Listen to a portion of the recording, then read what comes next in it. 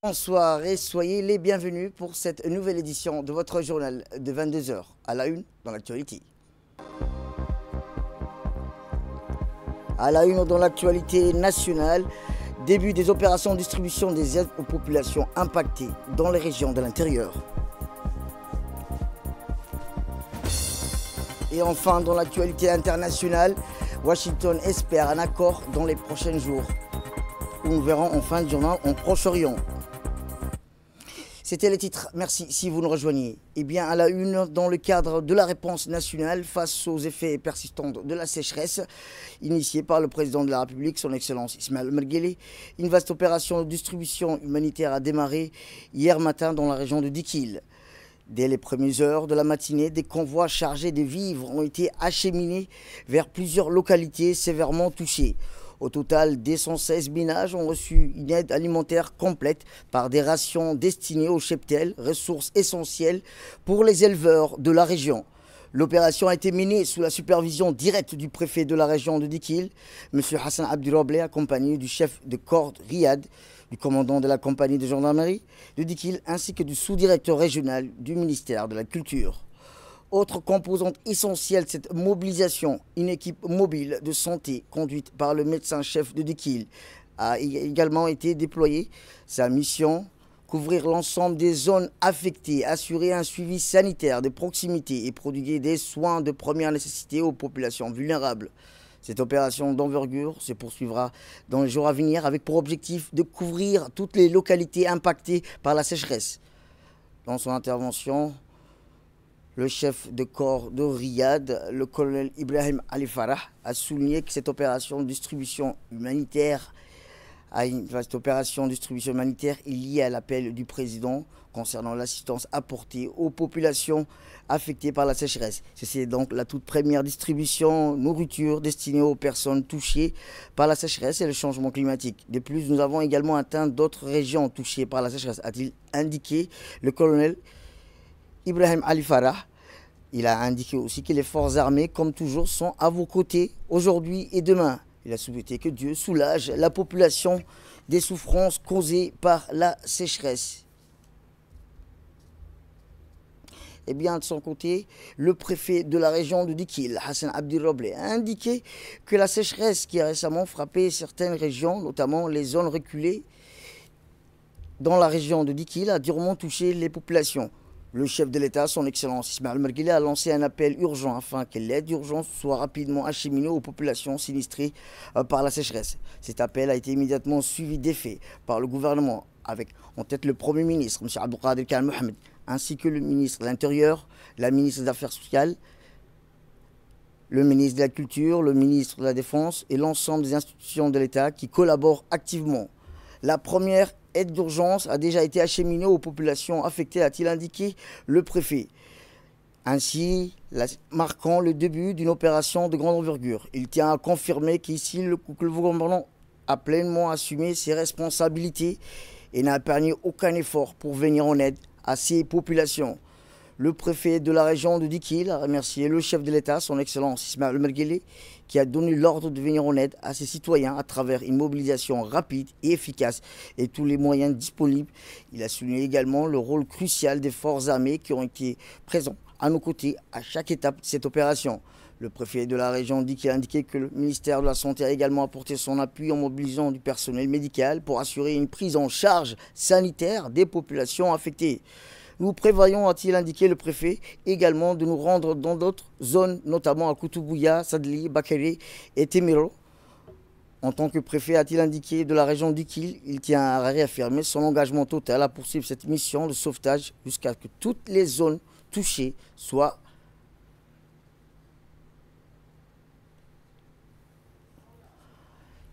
dans d'autres cadre du plan national d'action contre les conséquences hautement dommageables de la sécheresse persistante initiée par le gouvernement. Une délégation conduite par le préfet de Tadjoura, M. Mohamed Abbas, a mené une mission humanitaire dans plusieurs localités durement touchées par la sécheresse, notamment dans la sous-préfecture de Dora, Mounkour et Balhou. La délégation comprenait également le vice-président du conseil régional et des représentants du ministère de la Culture, du ministère de la Santé, Cette action, comme je vous disais, dans les efforts continus du gouvernement pour atténuer les effets du changement climatique sur les populations rurales et leurs cheptels. Au total, 5 camions chargés de vivres alimentaires et d'aliments pour bétail ont été acheminés vers ces localités. À Mounkour, par exemple, situé à une trentaine de kilomètres de Dora, 2 camions ont permis la distribution de plus de 300 sacs de vivres et d'aliments pour bétail aux familles affectées. Dans la localité de Balho, où les habitants du secteur de Siarou ont été particulièrement éprouvés par une sécheresse prolongée, 3 camions ont apporté leurs plus de 400 sacs d'aide alimentaire, comprenant également des rations pour le bétail. Cette opération d'urgence vise à répondre aux besoins immédiats des populations sinistrées tout en marquant l'engagement des autorités à renforcer la résilience des communautés face aux aléas climatiques. Ainsi, le gouvernement réaffirme son engagement à poursuivre et intensifier les efforts pour atténuer l'impact de la sécheresse sur les populations vulnérables en mettant en œuvre des actions coordonnées, durables et solidaires à travers l'ensemble du territoire national. Et dans la localité de Balho, les habitants du secteur de Siarou ont été particulièrement éprouvés par une sécheresse prolongée. Comme vous le voyez sur les images, 3 camions ont apporté plus de 400 sacs d'aide alimentaire, comprenant également des rations pour les bétails. Eh bien, lors de son intervention, le préfet de la région a souligné la gravité de la situation dans plusieurs zones. Les habitants souffrent, a-t-il dit, cruellement du manque d'eau. La soif pousse de nombreuses familles à quitter leur village, notamment à Grabtou, Siarou et Hillou. Il a également mentionné que certaines populations n'ont d'autre recours que de transporter l'eau par caravane, soulignant l'urgence de l'intervention. L'opération humanitaire menée avec le soutien du gouvernement vise à soulager les populations affectées et à garantir un accès minimal à l'eau potable et des vivres alimentaires, ainsi que pour le bétail. Le préfet a assuré que l'aide se poursuivra pour toucher l'ensemble des localités sinistrées par cette sécheresse. Eh bien, les populations ayant reçu l'aide du gouvernement ont exprimé leur gratitude. L'un des responsables du village de Mounkour a indiqué que leur localité faisait partie des premiers à bénéficier de cette aide et que les habitants étaient dans le besoin, dans une situation difficile. Au total, a-t-il indiqué, 180 familles ont bénéficié de cette assistance. Il a remercié le gouvernement ainsi que les représentants locaux. De là, nous partons vers le sud, où en dehors du chef-lieu d'Ali Sébié, les majeures parties des populations rurales sont affectées par la sécheresse. Dans les milieux ruraux, zone de brousse, à Guestir par exemple, sous localité de Ali Adé. La première remarque est amère puisqu'une sécheresse récurrente sévit dans les zones visitées. La terre est devenue noire pour cause de végétation verte. Il n'a pas plu depuis très longtemps et les troupeaux n'ont pas de pâturage. En plus du manque d'herbe, les animaux sont victimes des maladies animalières mortelles. Les bêtes devenues faibles et rendent l'âme par vague. Toutefois, les sécheresses récurrentes de la région aux habitants nomades disent aggraver la vulnérabilité du cheptel. Ceci est d'autant plus grave. Baisser, par exemple, notre mode de vie, a-t-il indiqué, principalement, disent certaines personnes interviewées. En réponse à la sécheresse exceptionnelle qui sévit actuellement dans plusieurs régions du pays, le gouvernement de la République de Djibouti a intensifié ses efforts pour venir en aide aux populations les plus durement touchées. Cette mobilisation nationale s'inscrit dans le cadre de l'appel d'urgence lancé par le président de la République, son Excellence Ismaël Omar Guelleh, exhortant une action rapide, solidaire et coordonnée face à la gravité de la crise humanitaire en cours. Dans ce contexte, le premier convoi humanitaire des vivres et des produits de première nécessité est arrivé aujourd'hui dans la localité de Guestir, marquant une étape cruciale dans la mise en œuvre du plan d'urgence national de soutien aux populations rurales affectées par la sécheresse. Cette opération d'envergure a été supervisée sur place par le préfet de la région d'Ali Sébié, Abdelmalik Mohamed Benouita, ainsi que en présence du président du conseil régional, Chemak Hassan Alaleh, du sous-préfet de la localité de Ali Adé, M. Shaban Daher, du directeur régional du ministère de la Culture, ainsi que du directeur général de l'hôpital régional et des représentants du ministère des Affaires sociales. Les aides acheminées comprenaient notamment des denrées alimentaires de base, riz, farine, sucre, dattes, huile, de l'eau potable, des produits hygiéniques et d'autres matières d'urgence également. Les populations nomades ont pu bénéficier de l'offre de l'alimentation pour leur bétail, des soins gratuits. Ces déploiements humanitaires constituent l'une des nombreuses actions prévues par le gouvernement dans le cadre de sa stratégie de réponse rapide à la sécheresse. Eh bien, pour plus de précision, écoutons le préfet de la région d'Ali Sébié, M. Abdelmalik Mohamed Banoïta. Nous sommes aujourd'hui à Guestir, dans la sous-préfecture de Ali Adé, et la première vague de distribution des vivres et des aliments de bétail. Nous les avons consacrés uniquement pour certaines localités les plus éloignées de la sous-préfecture de Ali Adé qui ont souffert davantage. Mais la souffrance est démise dans toutes les localités et dans toute la région. Depuis un certain temps, comme vous le savez, on n'a pas eu de pluie. Donc, quand il n'y a pas de pluie, il y a la sécheresse, l'exode interne. On a autant de difficultés. Et le chef de l'État, le président de la République, a lancé un appel au niveau du gouvernement qu'il puisse agir très rapidement et efficacement, d'une manière coordonnée, sous la coordination du Premier ministre, qu'on puisse travailler tous ensemble et agir rapidement et efficacement. Si aujourd'hui nous sommes sur le terrain, c'est pour mener à bien, voir de visu, constater, discuter avec la population pour apporter les réponses appropriées. Donc 640 pour la première vague ont été bénéficiaires de cet appui et nous sommes accompagnés, comme vous le voyez, de tous les départements de l'État. Eh bien, pour rappel aussi, cette opération d'envergure qui était supervisée sur place par le préfet de la région d'Ali Sébié et le président du conseil régional, avait aussi les responsables de l'armée, du détachement de la police, de la gendarmerie d'Ali Sébié. Eh bien, les populations de Guestir ayant reçu l'aide du gouvernement ont exprimé leur gratitude que les habitants étaient dans le besoin, dans une situation difficile. Ils ont exprimé leur reconnaissance pour leur soutien apporté dans cette période difficile qu'ils traversent. Direction la France, où, toujours dans le cadre de sa participation à la 50e session de l'Assemblée parlementaire de la francophonie, M. Dileta Mohamed Dileta, président de l'Assemblée nationale de la République de Djibouti, a été reçu officiellement aujourd'hui par M. Gérard Larcher, président du Sénat français, au Palais du Luxembourg, siège du Sénat de la République française. L'accueil protocolaire s'est déroulé avec toutes les honneurs dus à son rang, marqué par la présence de la garde républicaine française et le déploiement du tapis rouge, témoignant de l'importance accordée à cette visite. Cette rencontre stratégique s'inscrit dans le cadre du renforcement des relations parlementaires entre les deux institutions et a permis un échange fructueux sur des sujets d'intérêt commun, notamment la coopération interparlementaire ainsi que la consolidation des liens d'amitié entre la République de Djibouti et la République française. Les deux parties ont également évoqué les relations historiques et uniques qui lient Djibouti et la France, fondées sur la confiance, la solidarité et une coopération multiforme enracinée dans le temps.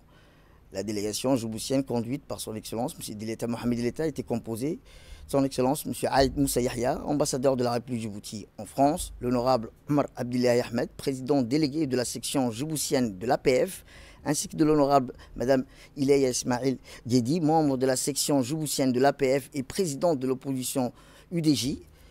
Côté français, c'est M. Gérard Larcher, était accompagné de M. Loïc Hervé, vice-président du Sénat, et de M. Pascal Alizard, président de la Commission des Affaires étrangères, de la Défense et des Forces armées du Sénat. La rencontre, empreinte de cordialité et de respect mutuel, a illustré la solidarité et la solide des relations entre les deux pays et l'attachement commun au dialogue parlementaire comme vecteur de rapprochement et de coopération durable.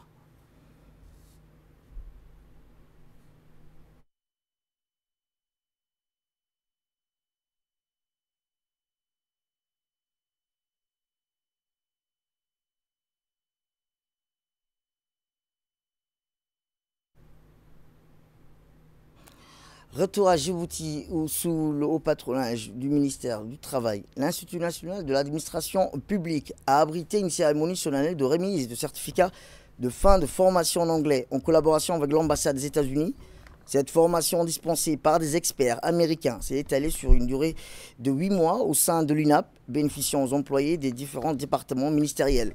Cette cérémonie s'est tenue en présence du ministre du Travail chargé de la formalisation et de la protection sociale, M. Omar Abissaïd, de l'ambassadrice des États-Unis à Djibouti, Mme Sitia Kritch, ainsi que M. Sharmak Idriss, directeur général de l'UNAP, des conseillers des différentes parties et les participants venus des différents ministères. Au cours de cet événement significatif, 60 participants ont été honorés pour leur engagement et leur réussite dans cette formation cruciale. Des échanges de cadeaux, cette cérémonie de remise de certificats marque un jalon dans le parcours de développement professionnel des participants, renforçant l'engagement de l'INAP à fournir des formations de qualité pour répondre aux besoins du secteur public, suivi de séances de photos.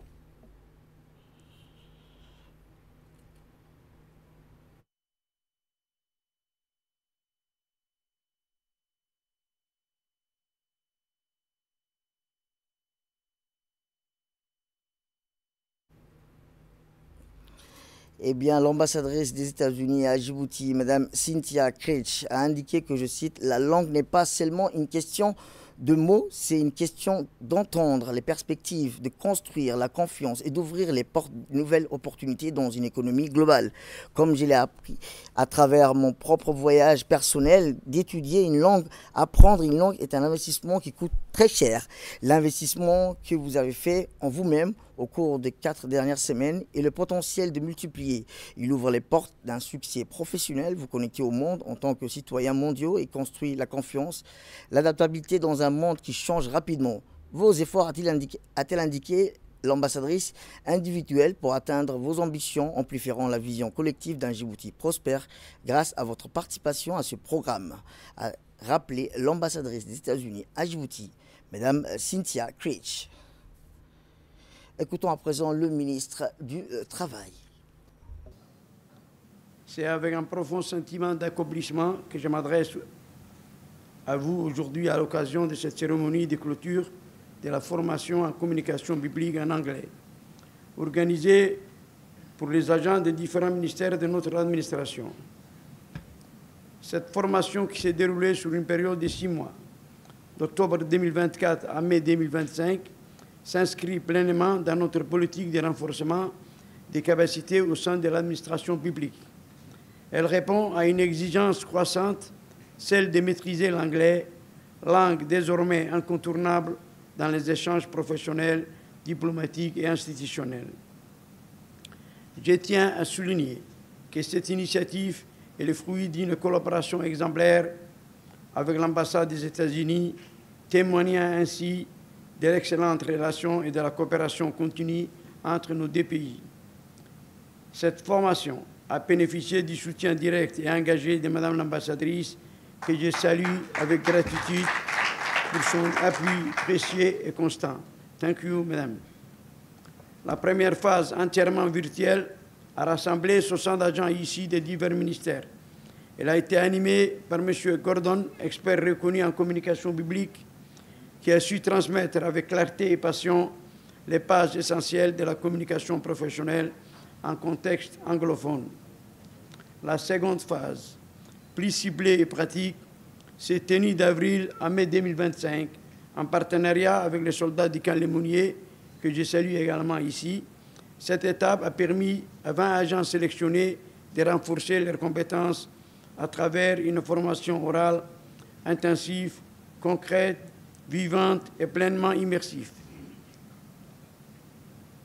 Mesdames et messieurs, la communication biblique efficace n'est pas un luxe, c'est une nécessité. Elle est le socle de toute gouvernance moderne, inclusive, transparente. À travers cette initiative, nous avons voulu doter nos agents publics d'un outil puissant, la parole juste, claire et confiante dans un environnement international. Je remercie l'INAP pour la mise en œuvre de ce projet et j'exprime encore une fois notre profonde reconnaissance à l'ambassade des États-Unis, à Madame l'ambassadrice ainsi qu'à nos partenaires du camp Lemonnier pour leur implication exemplaire. Je vous emmène à Genève, où le ministre de la Communication, chargé des postes et télécommunications, M. Redouane Abdillahi Bahdoun, est à Genève, en Suisse, où il participe au Forum mondial sur la société de l'information qui s'est tient du 7 jusqu'au 11 juillet prochain. Le sommet mondial sur la société de l'information est le plus grand rassemblement annuel mondial de la communauté d'éthique pour le développement. C'est une plateforme mondiale multipartie facilitant la mise en œuvre des lignes d'action pour faire progresser le développement durable. Le forum est co-organisé par l'UET, l'UNESCO, le PNUD et d'autres organisations des Nations Unies. Comme chaque année, le Forum 2025 MCI offre une occasion d'échanger sur des informations, de créer des connaissances et de partager les meilleures pratiques tout en identifiant les tendances émergentes. La manifestation de SMC plus 20 s'est tenue cette année au centre d'exposition de congrès Palexpo à Genève, parallèlement au sommet mondial sur l'intelligence artificielle au service du bien social 2025 de l'UET et a pu rassembler plus de 2500 participants sur place et en ligne provenant de 150 pays à travers le monde, dont une centaine des ministres et des dirigeants d'organisations. C'était à l'occasion pour les représentants de l'ensemble de la communauté mondiale du numérique au service du développement d'évaluer le progrès accompli et de définir une vision commune de l'utilisation de la technologie au profit de tous. Cette manifestation, qui s'inscrit dans le prolongement de 2 décennies d'action visant à façonner le monde numérique, a permis cette année de se pencher sur les défis technologiques. Aussi, c'était l'occasion pour les décideurs, plus précisément pour la délégation de la République de Djibouti, d'évaluer les progrès réalisés, d'examiner les tendances et les évolutions en matière d'éthique et de construire une nouvelle vision de la société de l'information et du savoir durable. Lors de ces interventions, le ministre Redouane Abdillaye Badone a réaffirmé l'engagement de Djibouti en faveur d'un environnement numérique sûr, inclusif et innovant. Il s'est basé particulièrement sur la politique nationale de développement des TIC. Autre actualité nationale dans ce 22h, c'est aussi une importante réunion de coopération au développement entre l'Union européenne et la République de Djibouti qui s'est tenue ce matin à l'hôtel Campeski, organisé conjointement par le ministère de l'économie et des finances chargé de l'industrie, la délégation de l'Union européenne. Cette rencontre a réuni des responsables gouvernementaux, des partenaires opérationnels ainsi que des représentants des États membres. L'objectif, faire le point sur l'état d'avancement des projets financés dans le cadre du partenariat Union européenne-Djibouti, notamment dans le cadre du programme IDCI Global Europe 2021-2027 et renforcer le suivi et la coordination des actions menées sur le terrain. Dans son intervention, l'ambassadeur de l'Union européenne a réaffirmé l'engagement de l'Union européenne à accompagner Djibouti dans sa vision 2035 en mettant l'accent sur les priorités comme la gouvernance, la paix et la sécurité, mais aussi les grands chantiers d'infrastructures dans les domaines digital, du transport et de l'énergie grâce à l'initiative Global Gateway. La réunion s'est tenue en 2 temps. Une première partie stratégique présidée par le ministre de l'économie et des finances et l'ambassadeur de l'Union européenne, suivie d'une séance technique avec les partenaires mis en œuvre pour discuter des défis concrets et partager les bonnes pratiques. Ce nouveau cadre de concertation vise à rendre l'aide au développement plus efficace, plus transparente et mieux alignée sur les priorités nationales, notamment le plan national de développement 2025-2030.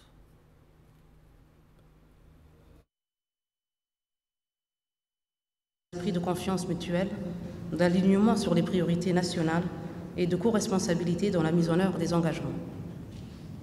L'Union européenne est un partenaire stratégique pour Djibouti, que ce soit à travers l'appui à la gouvernance, l'éducation, la santé, l'emploi des jeunes ou encore la résilience face aux défis du changement climatique. Nous saluons l'alignement constant des programmes et projets initiés ou conduits par l'Union européenne sur les objectifs de développement de notre pays, tels que définis dans la vision 2035, Djibouti 2035 et les plans qui en découlent.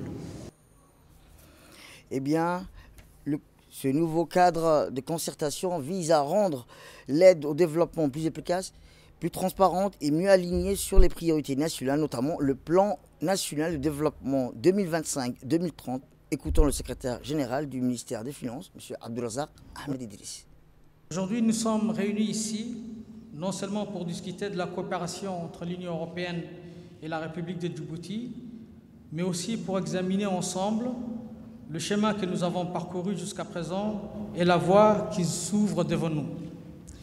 Ce moment est crucial, surtout dans le cadre de la nouvelle approche de mise en œuvre de la coopération au développement, mise en place dans le cadre financier multiannuel 2021-2027. La délégation de l'Union européenne, en partenariat avec notre ministère, a ainsi initié cette réunion pour un suivi structuré des projets de coopération nous permettant de dialoguer de manière efficace autour des défis et des opportunités qui se présentent à nous. Ces premiers pas marquent une démarche nouvelle, prometteuse, nous conduisant vers une coopération plus efficace et plus transparente. Le cadre de financement pluriannuel qui a été instauré nous offre une perspective d'engagement durable vis-à-vis de nos partenaires, et ce, dans un esprit d'innovation de réponse adaptée aux besoins des Djiboutiens. La coopération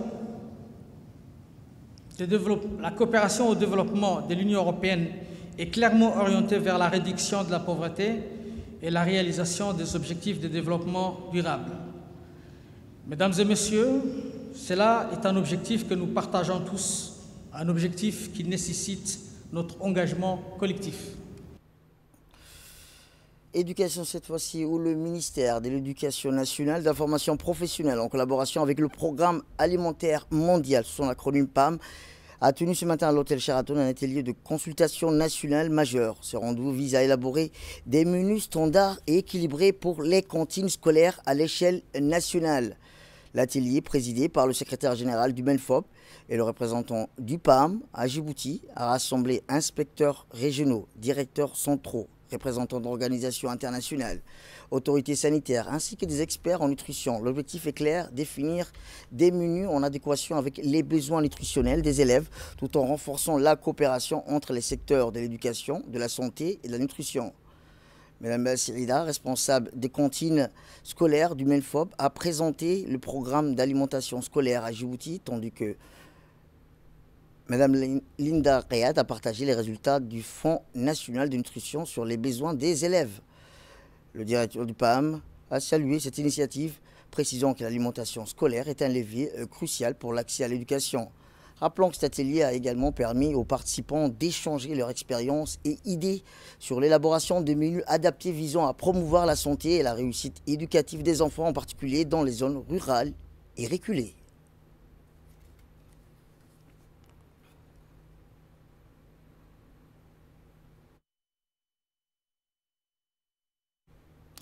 Eh bien, le représentant du PAM a salué cette initiative, précisant que l'alimentation scolaire est un levier crucial pour l'accès à l'éducation et à la santé des enfants. Écoutons-le. À Djibouti, qui est l'un des rares pays qui finance les cantines scolaires sur les fonds propres du gouvernement, nous travaillons, nous, le PAM, très étroitement avec le MENFOP pour s'assurer que l'expérience de Djibouti se fait connaître ailleurs, dans les forums au niveau régional et à l'international. Je tiens à saluer l'engagement des nutritionnistes,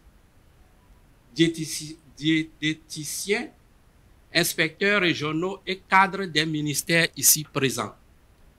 Votre expertise est précieuse. Grâce à votre participation active, nous allons pouvoir produire des recommandations solides, réalistes et porteuses d'impact. Le PAM, pour sa part, reste engagé aux côtés du gouvernement djiboutien pour soutenir une alimentation scolaire durable, inclusive et alignée sur les standards nutritionnels internationaux. Au nom du PAM, je vous remercie pour votre mobilisation et vous souhaite un atelier constructif, riche en idées et résolument tourné vers l'avenir de nos enfants. Eh bien, le secrétaire général a souligné l'importance de cette démarche pour la réussite éducative, affirmant qu'un enfant bien nourri est plus attentif et performant. Écoutons-le. Donc, je voudrais ici aussi dire que la qualité des repas scolaires, pour nous, constitue un levier important de réussite éducative. Un élève qui est bien nourri est un élève attentif, un élève qui est capable d'apprendre, de réussir et de construire son avenir. A contrario, la malnutrition est un facteur d'échec scolaire et d'abandon, notamment pour les enfants issus des familles les plus vulnérables. C'est pourquoi, sous l'impulsion de son Excellence le Président de la République, M. Ismaïla Omar Guelleh, notre pays a fait de l'épanouissement de la jeunesse djiboutienne une priorité absolue. Le chef de l'État attache donc une importance particulière à l'accès à l'éducation pour tous, y compris et surtout pour les enfants des zones rurales et des régions les plus éloignées. Dans cette vision qui s'inscrit l'initiative du président, lorsqu'il est arrivé à la magistrature suprême, donc l'initiative présidentielle de la mise en place systématique des cantines scolaires gratuites dans toutes les écoles rurales de Djibouti. Et c'est, comme le disait monsieur le représentant, c'est une avancée notable de Djibouti qui peut être considérée comme modèle au niveau du pays de la région. Une étape stratégique pour renforcer nos efforts communs. Il nous offre aussi l'occasion de travailler en synergie avec les ministères sectoriels qui sont présents, les partenaires techniques, mais également aussi de mesurer les enjeux cruciaux de la nutrition, de la santé et de la petite enfance. Social à présent, où le Croissant Rouge de Djibouti a été le théâtre d'une rencontre de haute importance. Celle-ci a réuni les membres du comité exécutif national du Croissant Rouge de Djibouti et une délégation de la Croix-Rouge japonaise en visite officielle dans le pays. Cette réunion a marqué la conclusion d'un accord de partenariat stratégique entre les deux sociétés nationales, axé sur la protection de l'environnement et la lutte contre le réchauffement climatique. Dans le cadre de ce partenariat, la Croix-Rouge japonaise s'est engagée à financer un projet innovant visant à conjuguer son expertise en matière d'adaptation et d'atténuation des effets du changement climatique avec l'expérience de terrain du Croissant Rouge de Djibouti. Ce projet ambitieux a pour objectif de renforcer la résilience des communautés locales face aux aléas climatiques, tout en soutenant les efforts nationaux en matière de développement durable et de préservation de l'environnement. Dans son allocution, le président de Croissant Rouge de Djibouti, M. Abdi Farah Ahmed, a exprimé sa profonde gratitude à l'égard de la Croix-Rouge japonaise et de la Fédération internationale des sociétés de la Croix-Rouge. Ainsi, prenant la parole, la délégation nippone, la représentante de la Croix-Rouge japonaise a exprimé sa profonde satisfaction de pouvoir concrétiser un partenariat stratégique avec le Croissant Rouge de Djibouti. Elle a salué l'engagement constant de cette société nationale envers les populations vulnérables et son action de proximité face aux enjeux climatiques grandissants. Elle a rappelé que les défis posés par le changement climatique transcendent les frontières.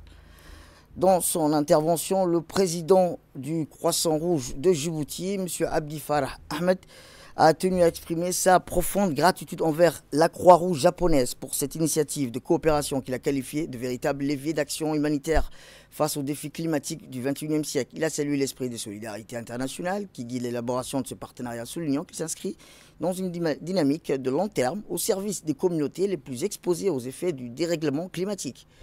Il a également souligné que ce projet s'inscrit pleinement dans la politique nationale de lutte contre les effets du changement climatique en cohérence avec les engagements pris par Djibouti sur la scène internationale. Et il a remercié la Fédération internationale de sociétés de la Croix-Rouge et du Croissant Rouge pour leur appui technique et stratégique ainsi que pour le rôle de facilitateur entre les sociétés nationales. Eh bien, notre équipe sur place a pu recueillir quelques réactions que je vous propose de les écouter. Aujourd'hui, on est ici au sein du Croissant Rouge de Djibouti. Moi, je suis la secrétaire générale et aujourd'hui marque une journée très importante pour le Croissant Rouge de Djibouti où on a conclu un nouveau partenariat avec une société sœur du mouvement Croix-Rouge Croissant Rouge qui est la Croix-Rouge japonaise à travers la Fédération internationale de la Croix-Rouge et du Croissant Rouge. Ces nouveaux partenariats s'articulent autour d'un effort collectif pour faire face aux défis des changements climatiques. On va bientôt initier et lancer un projet de réponse au changement climatique et aux restaurations environnementales au sein du Djibouti pour accompagner aussi la stratégie gouvernementale nationale pour faire face au changement climatique. On est très contente d'avoir ce partenariat pour mieux servir nos communautés vulnérables qui font face de plus en plus au changement climatique qui est très néfaste sur notre pays. Et enfin, à la suite d'une surveillance maritime renforcée menée par les centres d'opération maritime de la garde-côte djiboutienne et de la marine nationale dans la zone du détroit de Bab el-Mandeb, du golfe d'Aden et de la mer Rouge grâce à l'utilisation des radars et des plateformes de communication assurer une couverture maritime permanente. Un appel de détresse a été reçu le 6 juillet dernier en provenance du navire vraquier Magic 16 battant pavillon libérien.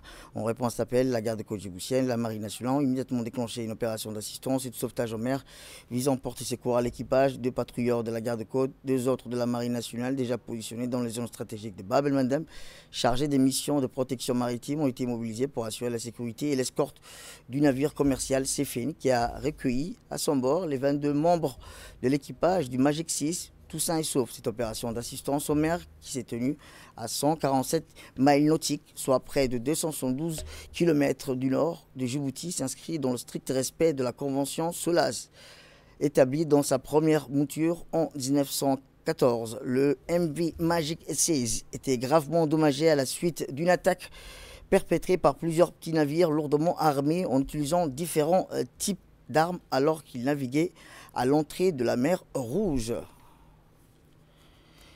Et dans l'actualité internationale, négociation de cessez-le-feu à Gaza, la résistance palestinienne maintient ses revendications. Washington espère un accord dans les prochains jours. Aux 642 jours de la guerre d'extermination à Gaza, le mouvement de résistance du Hamas a déclaré que Gaza ne se rendrait pas et que c'est la résistance qui imposera les conditions comme elle a imposé les équilibres. Le dirigeant a affirmé qu'il est désormais clair qu'il n'y a pas d'autre voie pour libérer les prisonniers israéliens qu'un accord sérieux avec la résistance. Dans le même contexte, le président américain Donald Trump a qualifié la situation dans la bande de Gaza de tragique, soulignant la nécessité de trouver une solution à la guerre. C'est tout pour cette édition. Merci à vous de nous avoir suivis. Restez avec nous pour la suite de nos programmes télévisés. Le programme continue sur Télé Djibouti.